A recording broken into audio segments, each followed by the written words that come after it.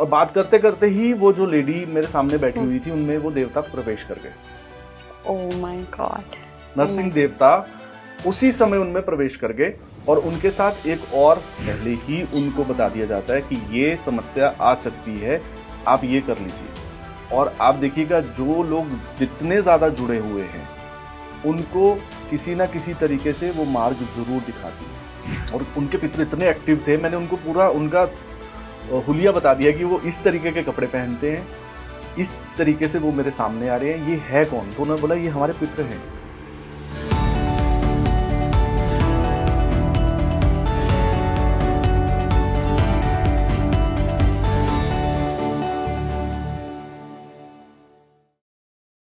नमस्कार इंडिया, आप देख रहे हैं स्पीकिंग जी और मैं हूं आपके साथ हिला गोस्वामी। देखिए स्टूडियो में आज हमारे साथ कौन जुड़ रहा है, एस्ट्रो गुरु राज सरकार जी। बहुत बहुत स्वागत है।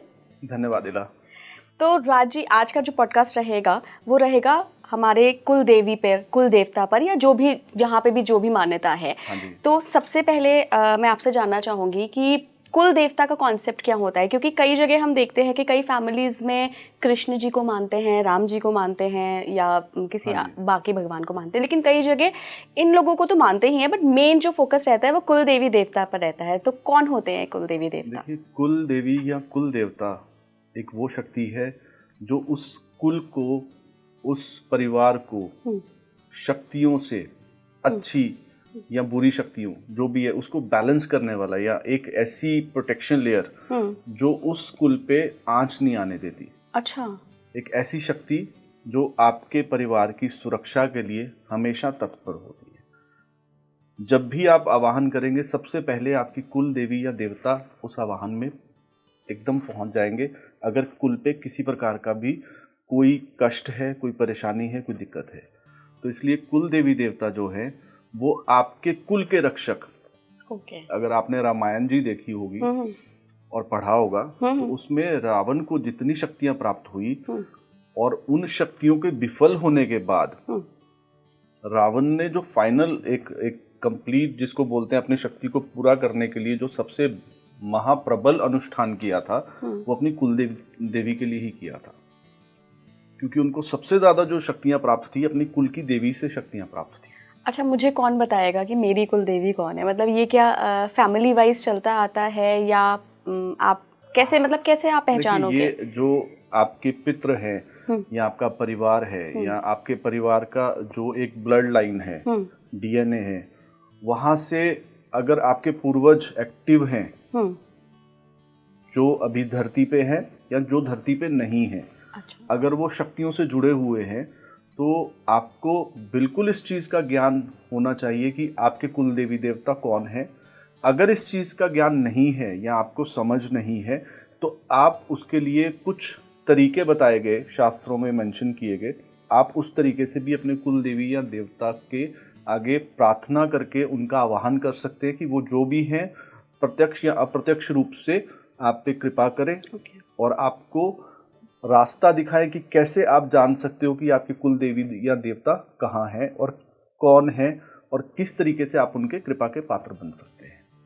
इसमें एक मेन क्वेश्चन जो बहुत लोगों के दिमाग में आता है राज जी, कि अगर हमने कोई गलती कर दी या कुल देवी देवता की पूजा नहीं की, मान लीजिए किसी भी वजह से जानबूझ के नहीं की या इग्नोर कर दिया, तो वो बड़ा पाप लग जाता है और वो ऐसे सजा देते हैं। तो क्या वाकई में ऐसे जो आपने जैसा बताया कि रक्षा करते हैं, तो जो रक्षा करता है क्या वो सजा भी देता है? देखिए, सजा, अब आप इसको बड़ा एक छोटी सी मैं उदाहरण देना चाहूँगा। अब माता पिता है तो वो अथाह प्रेम करते हैं अपने संतान से, लेकिन जब संतान बार बार समझाने के बाद भी एक ही गलती करेगी तो माता पिता उसे डांटते भी हैं और थोड़ी सी सजा भी देते हैं। ठीक है, तो उनके पास वर देने का और श्राप देने का, दोनों चीजें देने का सामर्थ्य है। तो इसलिए कुल देवी या देवता की कृपा के ही पात्र बनिए। जो उनके बताए गए रास्ते हैं उन पर चलकर आप हमेशा अच्छी प्रगति करोगे, अच्छी जगह आप पहुंचोगे। कहीं ना कहीं आप सही रास्ते को नज़र रखते हुए सही जगह अपनी मंजिल पे पहुंच जाओगे। लेकिन आप जब अपने कुल देवी देवता को ही इग्नोर करना शुरू करोगे, और कभी कभी आपको एक चीज़ और मैं इसमें मेंशन करना चाहूँगा, ज़रूरी नहीं है वो नाराज़ होंगे तो आप पे कष्ट आ जाएंगे। सिर्फ वो अपनी लेयर या वो शक्ति जो आपको बचपन से बचा रही है, आपके ऊपर ब्लेसिंग्स बनाए हुए हैं, लेकिन जब आप लगातार उसे इग्नोर करते हो तो अगर वो वहाँ से उठ के किसी और जगह चली जाती है या अपने स्थान से हट जाती है या अपनी नज़र फेर लेती है आपसे, तो वो जो कष्ट आपको आ सकते थे जो अभी तक आए नहीं थे, वो कष्ट जब आएंगे तो आपको उस समय हो सकता है कि लगे कि हमारे कुल देवी देवता नाराज हुए तो उनकी तरफ से कष्ट आए। ऐसा जरूरी नहीं है कि आपके कुल देवी देवता नाराज हैं तो वो कष्ट देंगे आपको। देव का मतलब देना, और देव जो है वो अति दयालु होते हैं। वो किसी को भी कष्ट देने में कभी भी उनकी इच्छा नहीं होती कि किसी को कोई कष्ट दिया जाए या उनको कष्ट दे के समझाया जाए। कष्ट आप अपने कर्म से भोगते हैं। तो जब भी आप अपने कुल देवी देवता को नाराज करेंगे, वो हट जाएंगे उस जगह से, तो कष्टों की बाढ़ तो वैसे ही आ जाएगी। क्योंकि अगर आप में इतनी समझ नहीं है कि आप जो शक्ति आपको बनाए हुए है, आपके परिवार को हमेशा रक्षा करती है, सुरक्षा करती है, आप जब उसी को इग्नोर करना शुरू करेंगे तो कष्ट मतलब आपकी मति तो समझ लीजिए तभी भ्रष्ट हो गई। बिल्कुल बिल्कुल। एक बहुत पर्सनल एक्सपीरियंस आपके साथ शेयर करती हूँ राज जी, कि when I was pregnant like 5-6 महीने पहले, तो तब मेरी मदर इन लॉ को, क्योंकि मेरी फैमिली साइड में कुल देवी देवता का कॉन्सेप्ट उतना नहीं है, मेरे इधर इन लॉज में है, तो उनको एक बहुत वियर्ड ड्रीम आया कि बेबी को कुछ होने वाला है या मुझे कुछ होने वाला है। तो उनके जो बड़े लोग थे उन्होंने उनको समझाया कि बेटा ये करो तुम कि माता के नाम का धोक पूजा का ये निकाल दो, तुम सामान निकाल दो, जाके तुम्हें टाइम मिले तो धोक आना उनको। और उसके बाद उन्होंने देखा कि एक इंसिडेंट मेरे साथ हो गया। और जब उन्होंने वो चीज कर दी तो वो बात संभल गई। तो मतलब ये कोइंसिडेंस हो सकता है या फिर इसमें कभी भी नहीं होता। बहुत सारे लोग जो एनर्जीज से जुड़े हैं या शक्तियों से जुड़े हैं या जाने अनजाने में उनकी देखरेख में हैं, शक्तियों की नजर में हैं, उनको वो आने वाले समय के लिए सतर्क पहले ही कर देती हैं। पहले ही उनको बता दिया जाता है कि ये समस्या आ सकती है, आप ये कर लीजिए। और आप देखिएगा जो लोग जितने ज़्यादा जुड़े हुए हैं उनको किसी ना किसी तरीके से वो मार्ग ज़रूर दिखाती हैं। तो आप देखिए वो कष्ट आपको टल गया, इसलिए हो सकता है आपको लग रहा हो छोटा कष्ट हो, लेकिन जिसके कष्ट नहीं टलते उसे वो इंसान जानता है कि वो कष्ट छोटा है या कितना बड़ा है। तो उसमें अगर वो उस शक्ति ने समय रहते आपको बचा लिया तो ये उनकी कृपा है। कहीं ना कहीं आप भी उस शक्ति की नज़र में हो, क्योंकि कष्ट तो आप पे ही था। और आपकी जो सासू माँ होंगे वो शक्तियों से जुड़े हुए होंगे, तो उन्हें बता दिया गया होगा कि आप ये कर लीजिए, इससे आपका कल्याण होगा। इसी तरीके से आप देखिए, आपने खुद एक्सपीरियंस किया है कि शक्तियां किस तरीके से आके अपने कुल और अपने कुल की संतानों को, जबकि वो संतान आई नहीं थी, आने वाली थी, उसके आने से पहले भी कुल की देवी को पता है कि वो संतान वहां पे है और वो आने वाली है, उसकी सुरक्षा के लिए अभी ये कर दीजिए। उन्होंने साथ के साथ आपने जो धूप लगाई होगी या जो भी आपने पूजा अर्चना की होगी उसमें उस संतान को ब्लेस कर दिया होगा उन्होंने कि इसके कष्ट समाप्त हैं। थोड़ी धूप पूजा पे बात कर लेते हैं। थोड़ा सा मैं अपने दर्शकों को बताती हूँ कि ये जो टर्म है ये बहुत रीजन स्पेसिफिक टर्म है। हरियाणा, राजस्थान, पंजाब इधर साइड थोड़ा चलता है कि जो हमारे कुल देवी देवता होते हैं या जिन भी देवी को हम मानते हैं जो गांव कस्बों में होती हैं, उनको हम जाके किसी किसी दिन, चाहे वो अमावस्या हो, पूर्णिमा हो, शनिवार, रविवार, जो भी दिन निर्धारित किया गया है, वहाँ पे जाके धूप पूजा करते हैं। जब हमें बेबी होता है या शादी होती है तब जोड़े के साथ जाते हैं।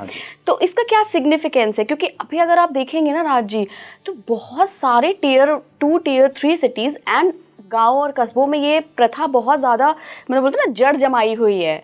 तो क्या कुछ ऐसा सिग्निफिकेंस है? मैं इसमें कुछ चीजें और ऐड करना चाहूंगा। बिल्कुल बिल्कुल। आपने मेंशन किया हरियाणा, राजस्थान और बाकी, ये आपको हर स्टेट में, हर एक स्टेट में अलग अलग रूप में मिलेगी। चाहे वो अरुणाचल प्रदेश हो, चाहे वो कश्मीर हो, चाहे वो जम्मू हो, चाहे वो हिमाचल हो, आपको हर जगह, आप साउथ में आपने कांतारा देखी होगी। राइट, ठीक है। तो जो जिस चीज को आप धोख देना या धोख लगाना बोल रहे हो, इट मीन्स कि हम उस देवी देवता को उसी देवी देवता के अनुसार पूजा जा रहा है और जो प्रसाद उनको चढ़ता है या चढ़ाया जाता है वो उनको दिया जा रहा है।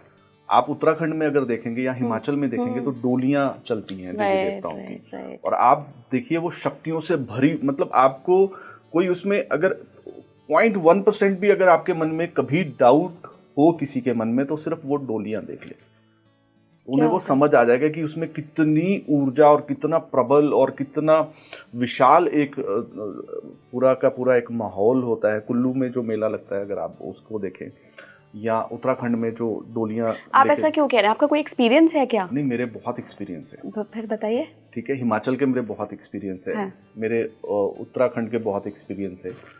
तो उसमें आप मेरे पास मेरे एक क्लाइंट आए और हम जैसे आप चर्चा कर रहे हैं तो वो उत्तराखंड से थे, पहाड़ से थे।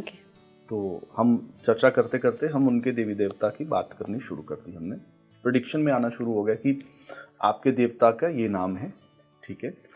और वहाँ देवता का मैं जिक्र भी करना चाहूँगा, उन देव का नरसिंह देवता, ठीक है। तो वहाँ हम उनके बारे में कुछ बात करते करते करते थोड़ा सा भाव में चले गए, और प्रेम भाव और प्रबल हमारे भाव बनते गए।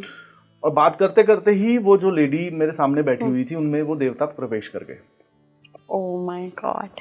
नरसिंह देवता उसी समय उनमें प्रवेश कर गए, और उनके साथ एक और कोई उनकी जो कलीग थे वो आए हुए थी, और वो जो मैम आए हुए थे वो प्रिंसिपल और टीचर हैं, प्रिंसिपल अच्छी पोजीशन पे, और वो देवता उस समय उन पे आकर बात करना शुरू कर दी उन देवताओं।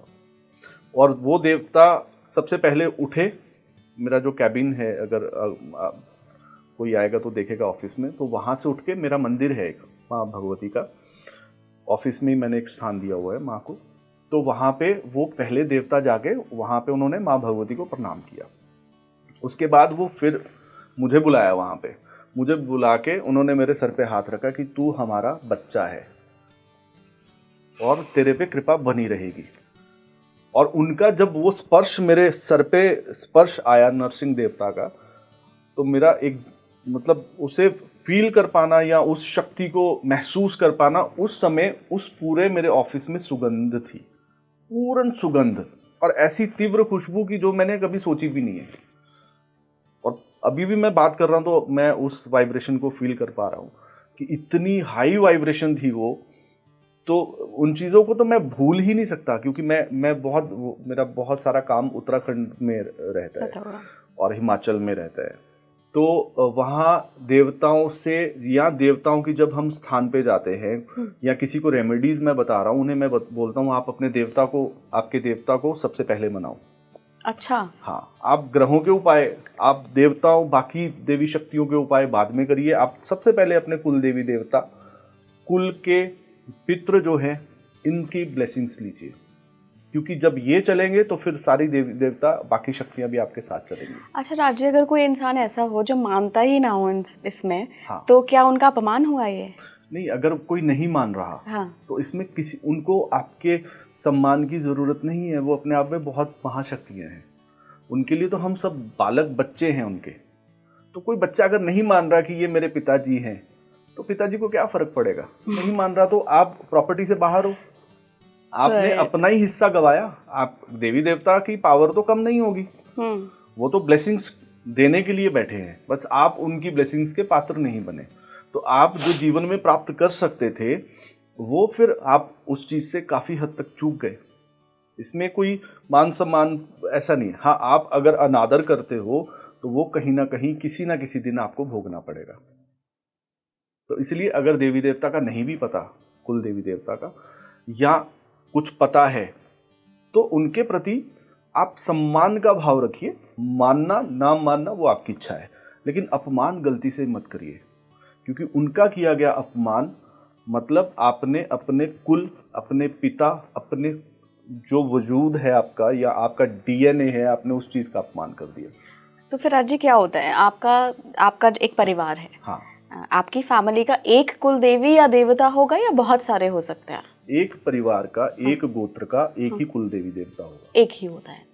ओके, ठीक है। जैसे गोत्र एक रहेगा, हाँ, तो उसी प्रकार से कुल देवी देवता। जैसे आपका विवाह हुआ जिस परिवार में, आपका जो गोत्र था वो बदल गया विवाह के बाद, आप पति के गोत्र में चले गए।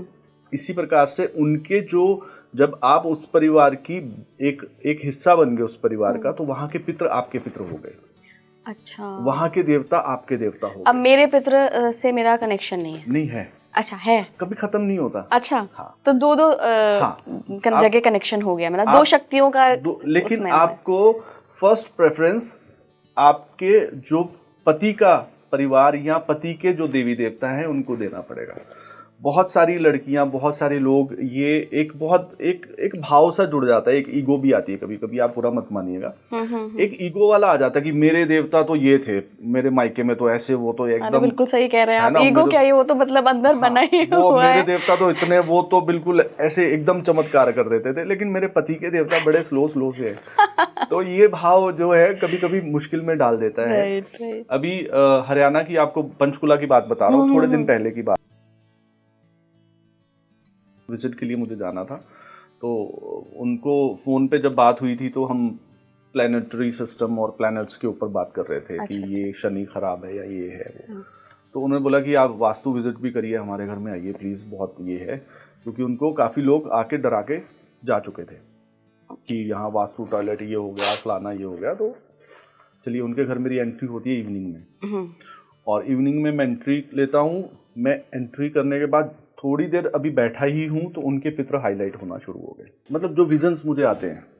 Okay, what kind of visions? Means मैं जब भी प्रेडिक्शन करता हूँ या मैं एक, आप अगर मुझे प्रेडिक्शन करते देखेंगे तो मैं एक पेपर पे कुछ लिखता हूँ, और वो राइटिंग में क्या लिखता हूँ वो आज तक एक सबसे बड़ी पहेली है। हम कर सकते हैं क्या अभी? बिल्कुल कर सकते हैं, बिल्कुल कर सकते हैं। तो वो पहेली है, मेरे लिए भी पहेली है, बिकॉज वो जो मैं लिखता हूँ वो मुझे किसी हमारे एक हैदराबाद में कोई क्लाइंट है, इसरो में है वो, तो उन्होंने बताया कि ये इस प्लेनेट की लैंग्वेज नहीं है।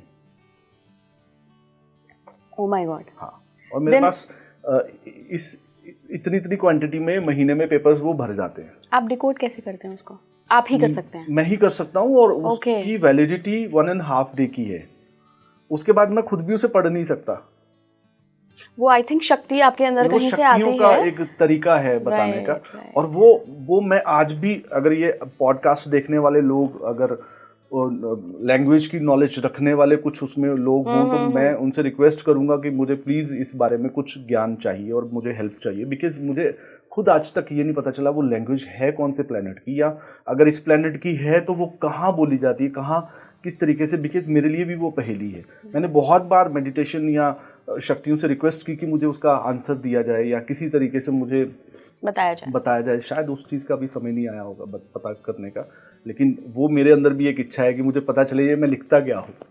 बैक टू स्टोरी आते हैं आपके क्लाइंट के यहाँ, जहाँ आपने तो जैसे मैं वहाँ पे एंटर हुआ तो मुझे जो विजन्स आने शुरू हुए, तो उनके पितृ सबसे पहले आके हाईलाइट हो गए, मतलब उन्होंने अपना पूरा एक स्वरूप सामने रख दिया। तो उन्होंने बोला, हाँ जी बताइए, अब क्या करना है आपने प्लैनेट्स का? मैंने बोला कुछ भी नहीं करना है, कि वास्तु कुछ भी नहीं करेंगे, कि कारण ये है कि आपके पितृ एक्टिव हैं और उनकी ब्लेसिंग से है, और उनका पूरा घर वास्तु के अनुसार, पूरा घर, अगर कोई वास्तु एक्सपर्ट आता तो उसे पूरा घर तोड़ना पड़ता वो ऐसा। और उनका बिजनेस, सिर्फ उनको प्रॉब्लम क्या आ रही थी, उनकी घर जो बहू आई थी वो पितरों को मान सम्मान नहीं दे रही थी। वो जब भी, अब हरियाणा की बात हो रही है तो हरियाणा की बात बता रहा हूँ, तो गर्ल जो है वो चंडीगढ़ से है, शादी पंचकुला में हुई, और उसको उनके पितरों में कोई इंटरेस्ट नहीं है।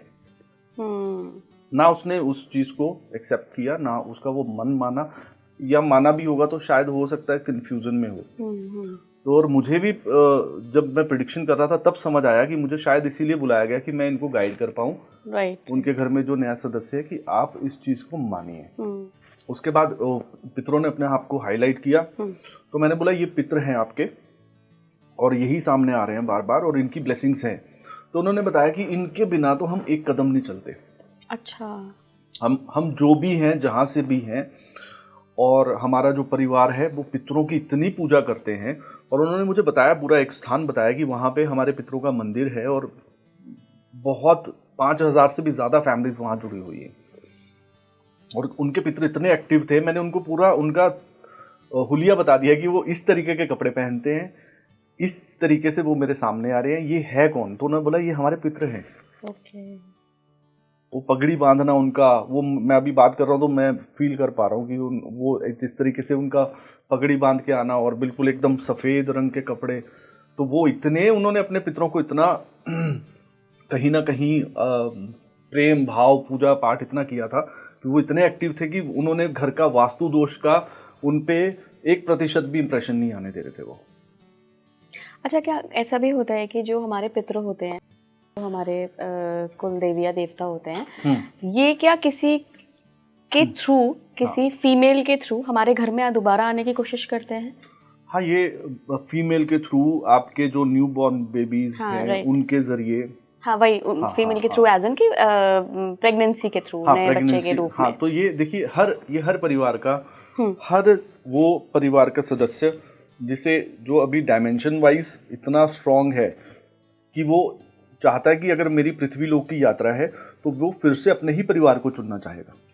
ओके। हाँ, अगर आप 3rd डायमेंशन में जैसे हम हैं, 4th डायमेंशन में अगर देखेंगे तो ऊपर सोल्स का नीचे गर्भ में धारण होने से पहले एक अपने आप में एक द्वंद्व है, अपने आप में एक युद्ध है। उन्हें पता है कि हमें कहाँ जाना है, किस तरीके से पहुंच रहे हैं, जबकि प्रभु की इच्छा के बिना कुछ भी नहीं होता। लेकिन फिर भी आप देखेंगे इसमें भी माइक्रो साइंस या बिल्कुल एकदम नैनो साइंस में जाएंगे तो आपको समझ आएगा कि हर चीज़ अपने आप को कहीं पहुंचाने के लिए, चाहे वो एक छोटे से फूल की एक पत्ती है या उस फूल का एक छोटा सा बीज है, वो भी अपने बीज को एक सही जगह पे पहुंचाने के लिए कितने कितने किलोमीटर तक ट्रेवल करता है।